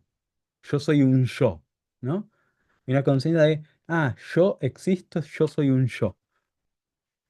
Y es claro, ahora es ir a lo grupal otra vez, pero ya no desde lo tribal, no desde algo dado, donde la sangre, por ejemplo, la familia o la tribu, entonces es algo que es así, que todos trabajamos en conjunto porque sí, sino que ahora es desde un yo libre, me junto con otro yo, porque tenemos una idea en común, un ideal, y formamos comunidad porque tenemos un mismo ideal y vamos para ese ideal. Y podemos no estar de acuerdo en un montón de aspectos de cómo llevar a cabo el ideal, pero hacemos el esfuerzo por trabajar juntos igual, ¿no? Pero ahí viene la magia. Ahí viene el yo soy diferente y me comparto contigo desde mi magia y te recibo con la magia que eres. Hmm. Sí, Eso es lo que, totalmente. eso es lo que hay que enseñarles a los niños, ¿no? Que vean a los otros como magias de distintos colores que se van integrando unos a otros. Y eso no lo he visto en las escuelas de Waldorf, pero lo voy a lograr. Y- Sí. Igual no es algo que se lo puedas enseñar al niño de una. O sea, no se lo puedes decir No, directamente. la- Eso es un desarrollo porque en realidad todavía el yo no está completamente constituido. Recién a los 21 años va a poder tener ese yo realmente que entonces ahora, desde mi yo me puedo encontrar con otro yo y formar una comunidad. y Antes, desde la libertad, claro. y desde la Desde libertad. la libertad, porque yo tengo 52 y acabo de encontrar mi yo, porque siempre estuve en una cueva de tú no puedes ser yo, ¿no? Tú tienes que ser como yo. Y entonces, sí, ese es mi ideal, que desde la libertad ella sea y florezca y encuentre su yo y pueda decir, yo soy yo, aquí estoy para el mundo, ¿no? Uh-huh. Buenísimo, hermoso.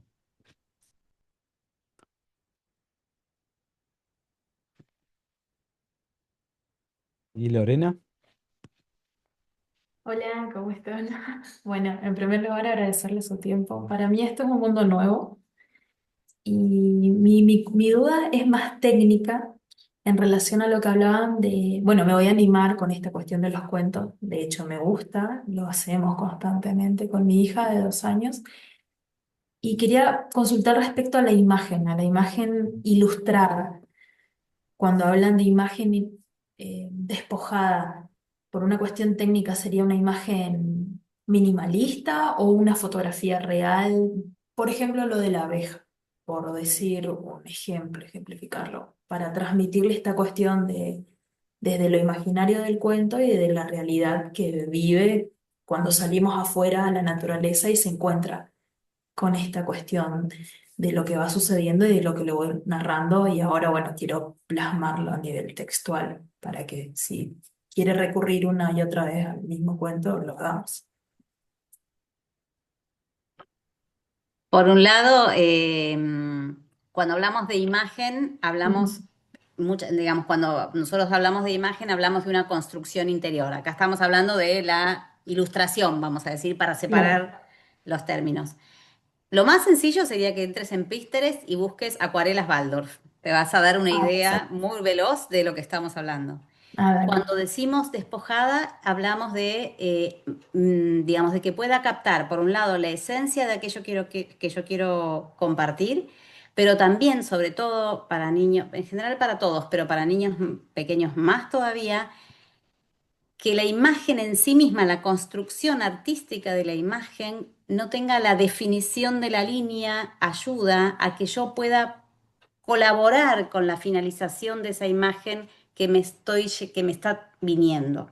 Ujú. Entonces, por eso Steiner decía, por ejemplo, que tal vez las muñecas más interesantes eran las que podíamos hacer atando un nudo en un trapo y Sí, pintando dos manchitas en los ojos, porque todo lo demás entonces lo pone el niño que está jugando. claro. En cambio, si yo doy una muñeca toda terminada, que ya se ríe, llora y hace, entonces ahí ya no tiene el niño forma de interactuar, es mucho más difícil, De construir ese... claro, de lograr ese Sí, puente de interacción, porque en el bien, fondo de lo que se trata es de que podamos ampliar nuestra capacidad imaginativa. perfecto. Capacidad imaginativa, fantasía creadora, bueno, también ahí hay una diferencia. Y qué importante si nosotros podemos persistir en esa capacidad imaginativa activa, creadora, porque en el fondo lo único que nos va a resolver cuando seamos adultos, cómo vamos a hacer con aquello que va a ser el devenir, que no tenemos idea ahora de qué es poder mantenernos en una actitud creativa. Entiendo, perfecto. Y otras cosas más, ¿no? Que estaría, Bueno, que es lindo también. Entonces, esto es un principio pedagógico muy importante, mantener viva la capacidad interior de generar imágenes.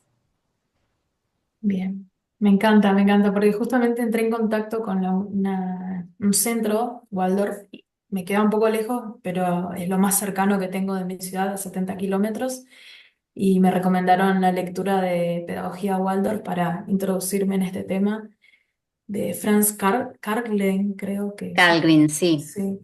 Y bueno, y ahora con ustedes que justo vi el WhatsApp dije voy a conectar porque creo que es maravilloso esto. Yo no sabía de la existencia de esto y es lo que siempre pensé que tendría que existir y ahora me siento en paz de haberlos encontrado porque Qué es lo que lindo. quiero para mi hija.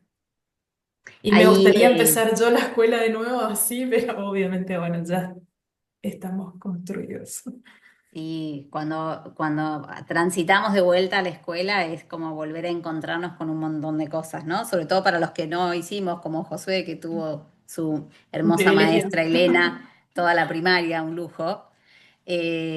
Pero bueno, volver a transitarlo. El libro de Carlin lo que tiene es que tiene por ahí es como un punteo de muchas cosas, no sé si lo habrás visto, como que cuenta un poquito de cada área y hace una Todavía no lo imagen empecé porque global. ayer me lo dieron y estoy buscando acceso a PDF porque Sí, para sí. leerlo lo Hay más rápido mucho, posible. hay mucho material digital, mucho material digitalizado por distintas vías, ¿no? Como, bueno, algunos que se han tomado el trabajo y gracias a eso hemos tenido acceso a muchísimo material. Por ahí hay un libro que para mí es bien interesante, como para, si tu Vos niña es pequeña, comentame. ¿no? Es la que tiene 2 años y pico. Sí, 2 años y 6 meses. A mí hay un libro que me gusta mucho, no está escrito por Steiner, que se llama Las etapas evolutivas de Liebknecht, Werner, nunca me acuerdo cómo viene el nombre. Liverpool. Em, sí, Las etapas pero se escribe así como evolutivas. Liebknecht, si no me Sí. equivoco, que dice Liebknecht, que tiene como una explicación bien centrada en los primeros 3 septenios y va haciendo todo un desarrollo, porque si en el fondo de lo que se trata es de comprender digamos, obtener una guía para poder entender el desarrollo, me parece que ese libro es bien interesante. Y Perfecto. ahí entonces, entonces tiene sentido hacer esto, entonces esto todavía sería pronto, Ujú. ¿no? O esto Gracias. ya pasó, ya ahora, porque así como muchas veces en la pedagogía decimos no apuremos procesos, también tenemos que tener cuidado de que no se nos pasen, Por alto otras cosas. claro, y otras Bien. cosas, ¿no? Como Bueno, bueno, si te entonces, acordás y lo anotás, yo lo sí, anoté, no sé si ahora lo lo puse anoto. correctamente. Sí. Sí. Bueno, y gracias una vez más. Ujú. Es, es interesante esto. A veces se pasan. Uno por decir hay que respetar el proceso, suele pasar en la pedagogía de Waldorf que nos pasamos de rosca. O sea, lo dejamos, o sea, el proceso se alarga demasiado. Bueno, hay que tener cuidado con eso también, porque ese es un temón dentro de las escuelas Waldorf. Desde mi punto de vista, al menos, es un temón porque solemos todo ir retrasándolo, que en realidad no estamos respetando el tiempo tampoco. O sea, no estamos acelerándolo, pero no lo respetamos tampoco. Todo lo contrario, ¿no? Nos vamos para el otro extremo. Y había una, algo acá interesante que para mí siempre me convoca, algo del ateísmo acá. Eh, Hay tantos aspectos de la antroposofía y pedagogía Waldorf que me convoca y conmueve. ¿Cómo se enlaza si somos ateos? Cuando el contacto con la naturaleza y el arte es mi guía. Es, hay, hay una, hay un momento que es en el Rubicón, que es el Rubicón, perdón, que Steiner dice que la autoridad en ese momento ya no es autoridad porque sí, no es una autoridad dada como son los primeros años del primer septenio, sino que ahora la autoridad tiene que hacer un gesto interno y que el niño lo tiene que percibir que el adulto, que la autoridad hace esto y luego baja lo que dice. Que lo que dice no lo dice porque el adulto lo impone, sino porque hay una fuerza superior que, que se lo está transmitiendo de alguna forma. Entonces dice, tiene que vivir en el adulto un gesto de veneración a algo superior. Y acá hay una cuestión interesante. Uno puede hablar de la divinidad, de Dios, de los dioses, ¿no? Y algo superior en ese sentido. Pero también em, cuando, cuando tenemos una relación con la naturaleza y vemos en la naturaleza algo realmente más grande que nosotros, está esa veneración hacia algo. Que de hecho uno, si lo ve desde el punto de vista antroposófico, ve que hay seres espirituales detrás de la naturaleza, ¿no? Pero entonces, en realidad lo que uno está venerando, eso, esa que tiene unas leyes, por ejemplo, cómo crecen las flores, cómo se desarrolla la planta, la cantidad de pétalos, cómo todas las hojas van creciendo en espiral, ¿no? O el girasol también tiene esa espiral, donde aparece el número, la proporción áurea, ¿no? Si hay eso, eso ya es una veneración, por lo menos genera eso que Steiner llama también sentimiento religioso, que no tiene que ver con una religión particular, sino con un sentimiento venerativo. Entonces, ahí eso ya es un montón y actúa fuertísimo. Más vale tener eso, ese sentimiento realmente para el niño, mejor tener eso que que ir todos los domingos a la iglesia y no sentir nada, ir porque hay que ir, ¿no? Realmente eso no es válido. Sino lo que es válido es ese sentimiento interno, que eso es sentimiento religioso. Y cuando uno ve cómo se va reaccionando a ese sentimiento es impresionante. Sobre todo a la mañana, cuando por ejemplo hay un verso que se dice a la mañana, y los niños cuando uno va consiguiendo que sienta ellos empiecen a tener una cierta veneración hacia eso, bueno, para mí es increíble. Y las clases de religión, em, es interesantísimo. Yo por eso, este tema lo tengo y ahora hace un montón que no doy la charla sobre la religiosidad en la escuela Waldorf, pero es hermoso. Steiner dice, ya desde cuando se crea la primera escuela, en el primer curso para maestros, habla que va a haber clases de religión fuera del horario escolar. La escuela va a prestar el espacio, perdón, para que se hagan clases de religión. Y acá no es esa religiosidad, ese sentimiento religioso, sino que religión. Y cada grupo de familias va a convocar a la persona idónea para dar esas clases, a un pastor protestante, a un sacerdote católico, ¿no? Básicamente esas eran las dos religiones que había en Alemania en esa época con más fuerza. Em, y por lo tanto, acá en Argentina no sucede, pero todavía quedan en Europa, en Alemania, escuelas donde trabajan las clases de religión. Y él habla sobre la importancia de la clase de religión también, pero que no es obligatoria, ¿m? Que no es lo mismo que despertar ese sentimiento religioso. En, él habla sobre esto en el primer curso para maestros, no sé si estaba en el estudio del ser humano, porque está separado en tres libros diferentes, el primer curso, estudio del ser humano, metodología didáctica, coloquios. No me acuerdo. Ah, no, está en la apertura del curso, me parece, en la apertura, que dice no vamos a enseñar religión en la escuela ni antroposofía, ¿no? Y después está en el GA 300, que son las conversaciones con los maestros de los jueves, las reuniones que tenían con los maestros, ahí habla de las clases de religión también. Y después hay un libro, a ver, pues lo tengo acá, perdón, ¿eh? Ahí, si lo encuentro rápido, lo agarro, y si no lo dejo. mm, Bueno, no, que está en inglés y es sobre las clases de religión en la escuela Waldorf. Es una compilación. No, bueno, tengo un montón de libros, em, pero bueno, no lo encontré así a simple vista. Está muy bueno. Después, si me escribís y si lees en inglés, te paso el título porque se puede comprar por Amazon, por ejemplo. Em, Y es interesante porque del, de las familias que no pertenecían a ninguna religión,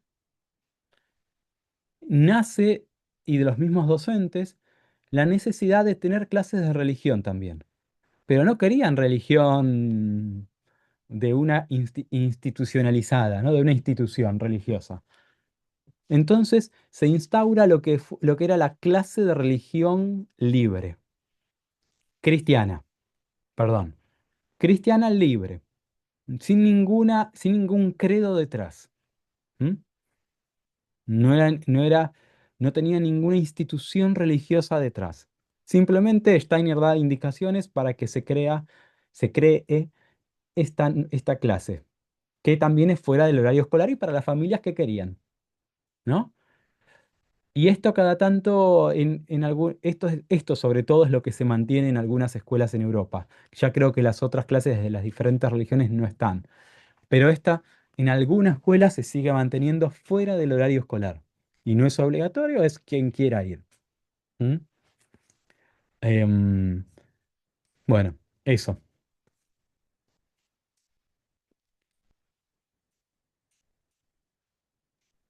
Quisiera sumar acá, del mismo modo en que hablábamos de este preservar esa capacidad imaginativa, de que tenga una posibilidad de mantenerse viva, esta idea de no solo de la religiosidad en el sentido de sabernos parte de un orden superior, sino de la posibilidad de la religión y este gesto de quien junta las manos para rezar puede después poner sus manos para bendecir, ¿no?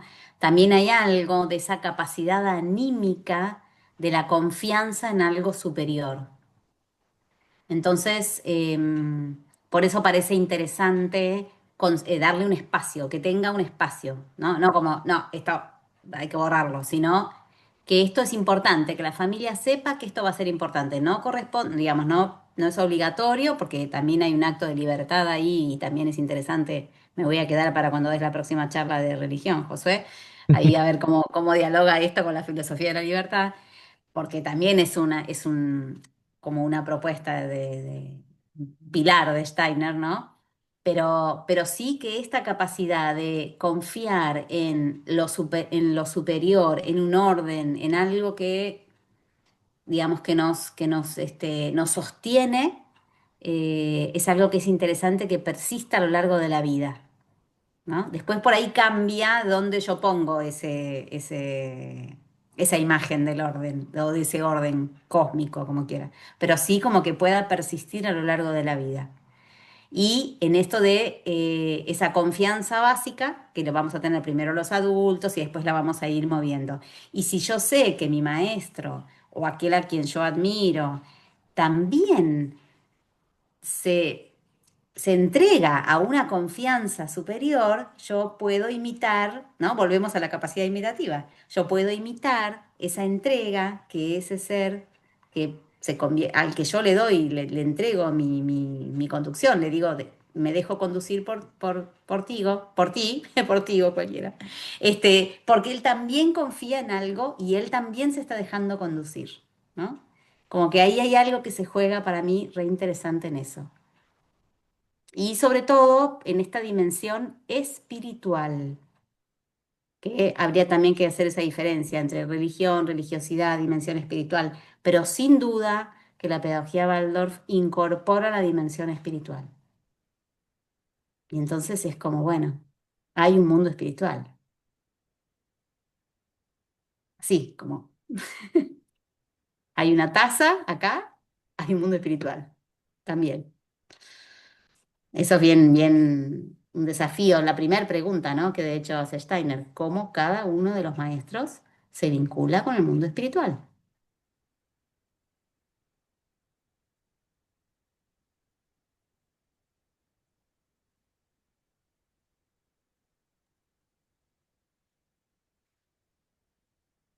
Herminia, ¿querías decir algo?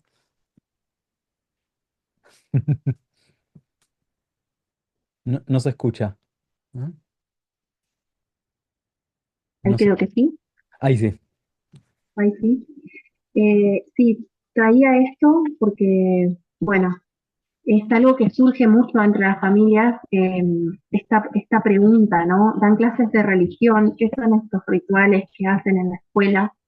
Eh, ¿Son cristianos? ¿No son cristianos? ¿Cómo se trabaja la espiritualidad en la escuela o en el jardín?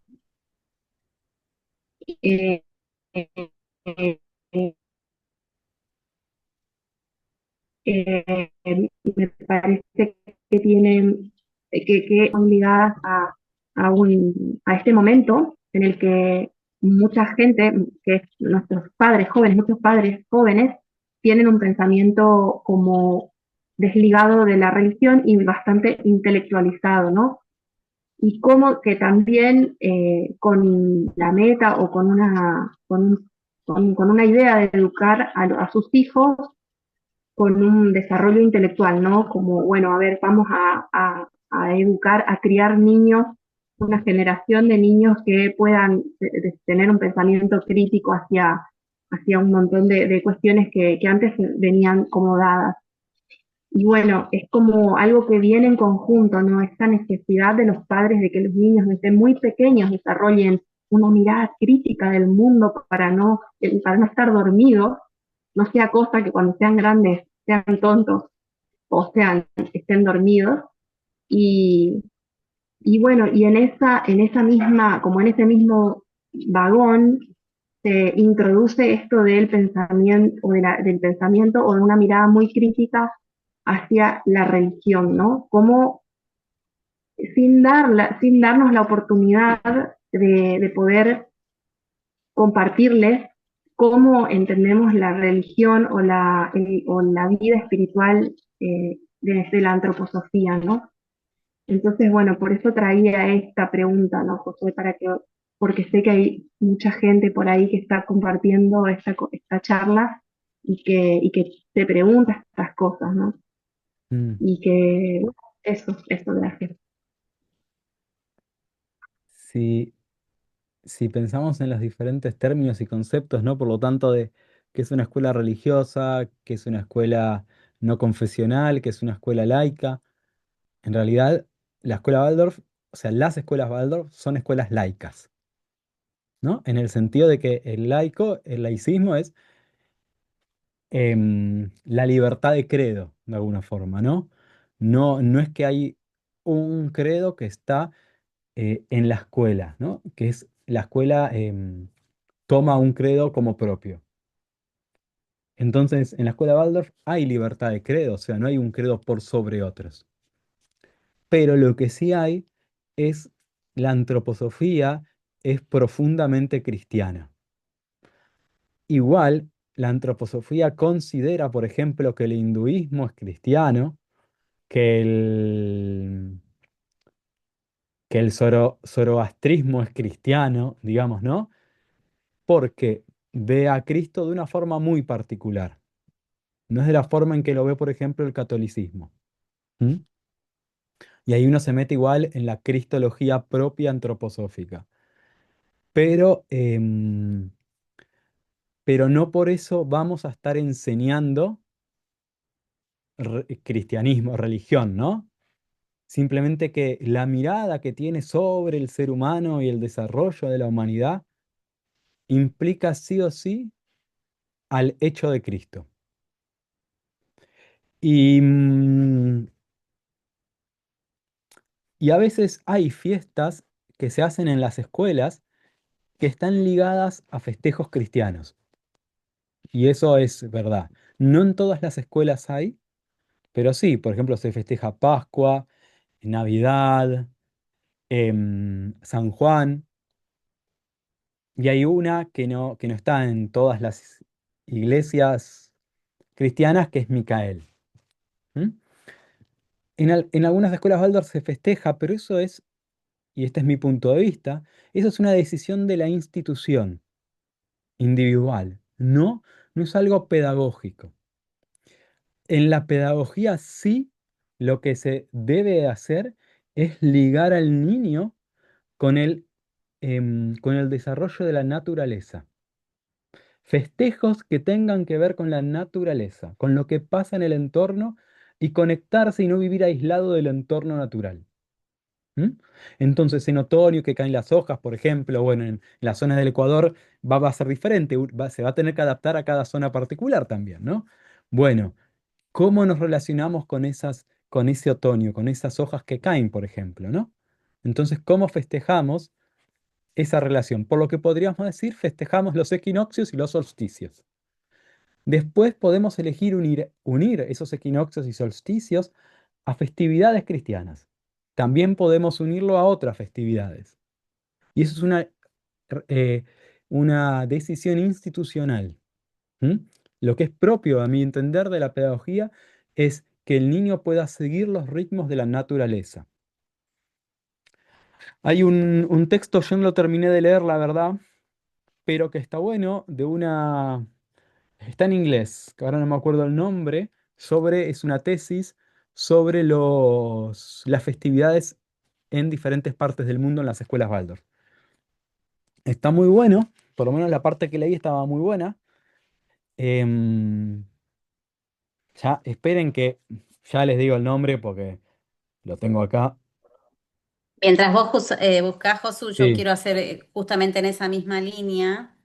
Cuando uno mira las investigaciones propias de los que están haciendo investigación en pedagogía Waldorf, y sobre todo esto ha sucedido, según lo que yo he leído, cuando la pedagogía empezó a crecer muy fuerte, por ejemplo, en China, en donde el cristianismo no tiene de ninguna manera la misma presencia que tiene para nosotros, cultura occidental y cristiana, ¿no? Judío-cristiana. Eh, y entonces ahí aparece un desafío que para mí es un desafío hermoso, que es cómo nos vinculamos con la patria espiritual, en donde todos, digamos, tenemos esa mirada sobre ese mundo espiritual y la llevamos a a la localía, a nuestros lugares, a los, em, a las formas en que ella se expresa en nuestros lugares, ¿no? Entonces ahí viene un desafío muy fuerte para los cuerpos colegiados de las escuelas, que es corrernos de los mitos, lo que llamamos los mitos Waldorf. Tema que a mí, como sabes, José, me encanta, que tenemos varios los para dos, discutir si eso. quieren. Que tiene que ver, en la pedagogía Waldorf se celebra la fiesta de Micael y en la fiesta de Micael los niños llevan la espada. Yo he tenido familias que me han dicho, ¿cómo vamos a darles a los niños una espada en la mano? Con un fundamento de por qué ellos tenían esa pregunta, que para mí era muy atendible ese fundamento, ¿no? Porque tenían una mirada budista, familia de mirada budista. Entonces, realmente había que, a ver, pero ¿qué es lo que queremos promover? ¿Qué es lo que estamos moviendo? ¿Podemos encontrar una forma de vivenciar las fuerzas micaélicas sin necesidad de poner una espada, por ejemplo? ¿O solo va a suceder si ponemos una espada? Entonces, bueno, hay un montón de preguntas que es importante que vayan hacia adentro de los cuerpos colegiados, que generen reflexión, que encontremos nuestras preguntas, las que hoy nos podemos dar, las que hoy podemos sostener, y que no sea en la pedagogía Waldorf se hace así, porque eso es lo que hace que del otro lado, aquel que necesita entregarte lo que más ama, que son sus hijos, claro, no sienta la certeza de la confianza del fundamento. Entonces ahí vienen esas como dudas, estas, ¿no? inquietudes. Pero bueno, esto es un enorme proceso, es un proceso que nosotros también como colegas, como docentes vamos haciendo en la búsqueda, en la reflexión, en estas tertulias, en las charlas, ¿no? que da José, que se pone a investigar un tema profundo, profundo, y entonces nos da puntos de vista, porque como adultos no solo aprendemos en el hacer y en el sentir, sino que aprendemos también en el pensar, y entonces necesitamos encontrar esos fundamentos. Y es muy interesante cuando tengan tiempo, si pueden también, bueno, el tema está en el inglés, pero ahora el traductor de Google hace magia, meterse un poquito en la página de la sección pedagógica del Goetheanum, porque la pedagogía ha avanzado muchísimo. Hay conferencias sobre el uso de inteligencia artificial, sobre las fiestas cristianas.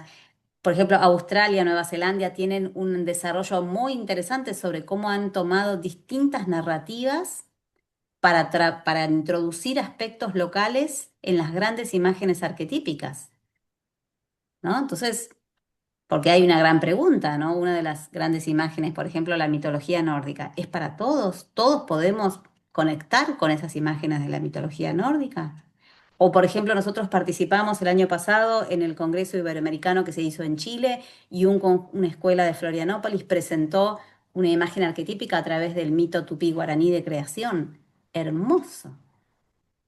Entonces, ¿no tenemos también nosotros que ser maestros de nuestra época y de nuestro lugar y estar en conexión con aquello que está en nuestros entornos y seguir investigando y seguir observando y seguir preguntándonos?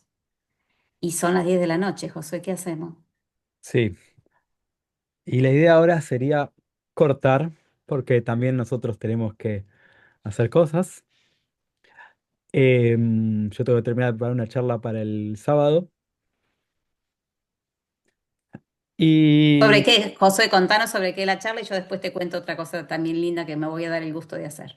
muy bien. Sobre el desarrollo del niño entre las fuerzas espirituales progresivas y las antagónicas. Igual es para gente que tiene ya unas ideas de antroposofía. No, porque nada, es un tema denso y no me voy a poner a explicar ciertos conceptos. Entonces como que de alguna forma voy a dar por sentado mínimo igual, ¿no?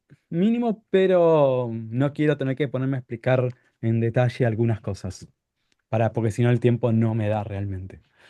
Creo que va a ser como 3 horas, creo que voy a hacer pausa en el medio porque va a ser muy largo. Pero, pero bueno, eso.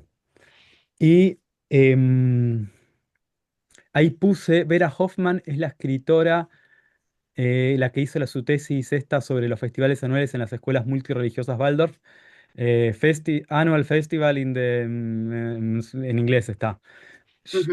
Yo lo traduje igual, es un PDF, lo traduje con Google, así que se puede hacer eso, se puede traducir con Google. Y va. Ok. Y bueno, decí esto que querías decir y después cierro con algo para un próximo encuentro. Bueno, compartir esto, vamos a hacer un encuentro para trabajar poesía en la escuela. Ay, me voy a dar el gusto, José, porque amo, así que bueno, me voy a dar el gusto, lo vamos a hacer a través de la plataforma de Horizonte. Bueno, ya después por ahí el que quiera me escribe y le mando más info. Pero bueno, siempre con la idea de también un poquito de taller, ¿no? Como de animarnos a trabajar, Mm, a amasar. qué bueno, Sole, genial. Bueno, y tenemos cualquier cosa, si nos quieren seguir para ir enterándose, tenemos los dos Instagram. ¿Querés escribir el tuyo? Dale. Yo voy escribiendo también.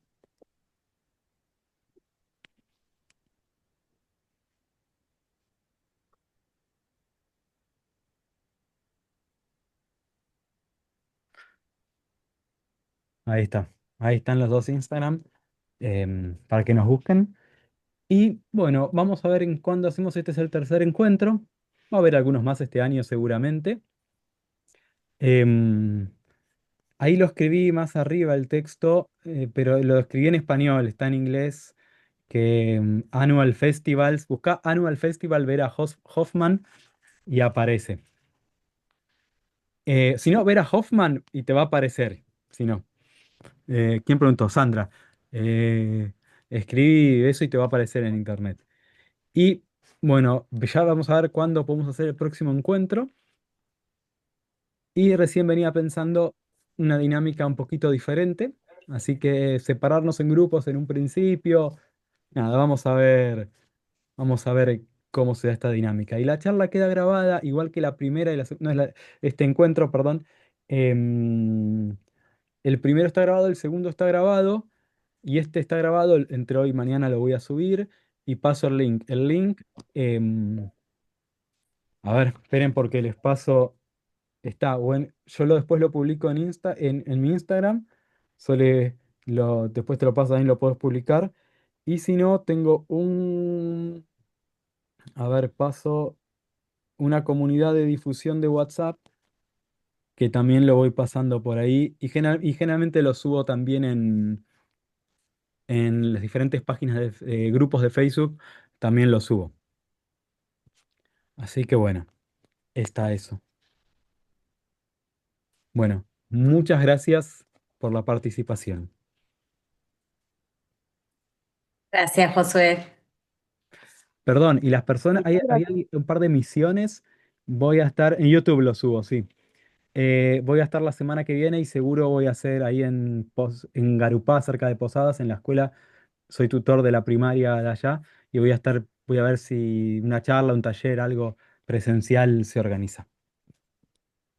Buenísimo. Pinandí, ahí está, sí, muy bien. Bueno, muchas gracias a todos. Muchas gracias, buenas noches. Bueno, buenas noches, Gracias. gracias. Hasta Chao, chao. Gracias, mañana. buenas Noches. noches. Gracias Josué, gracias Soledad, muchísimas gracias. Sandra, a vos. Gracias. Muchas Gracias. gracias. Muchísimas gracias.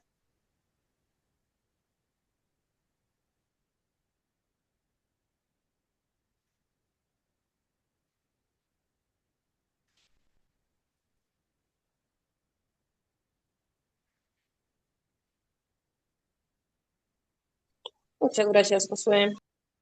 Un placer, gracias a vos.